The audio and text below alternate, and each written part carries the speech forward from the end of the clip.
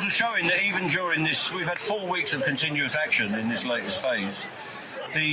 We've taken a little bit of dent on public opinion, but it's very high. It's up over in the mid-45%, I think, in the latest poll. That's a very good score in the middle of industrial action, and we expect that to come back as people get over this latest phase. Our numbers are at record highs for an industrial action campaign, as they are for the nurses, the teachers and the posties and everyone else. I don't think customers are getting value for their money at all. They're being ripped off, and in the last period, the train operating companies that are telling us that we've got to take a wage cut and have experienced a wage cut have returned profits for themselves in excess of £400 million. So there's something going wrong in this railway setup where they're pleading poverty, but they're extracting dividends and paying them out to their shareholders and paying them out to the national railways of France, Belgium, Spain and the Netherlands. It's a ridiculous situation where the British taxpayer and the British traveller is being ripped off by the railway industry along with British railway workers.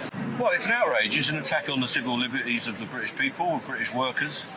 It's a sign of a desperate government that's lost the argument on these industrial action issues, on public sector pay and on the funding of public services. So when you lose an argument, you change the rules, don't you? You reframe the debate. And they're changing the rules of the game as they go along. So it's a sign that they're desperate and they want to frame the trade unions as the enemy of the people, when in fact the trade unions are the hope of the people. Well, he's correct. The railway service is in desperate straits. The companies that run it and the government that oversees it have shown that they're incompetent and incapable of understanding the railway and running the railway on a daily basis. When we're not on strike, the passengers are told in this station and every other station that there is, due to shortages of staff, the trains aren't running. But at the same time, they say to me at the negotiating table, we want to make thousands of your members redundant.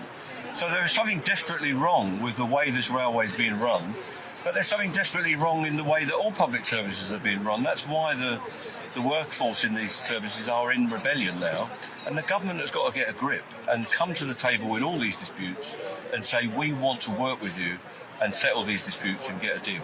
And that's what we need.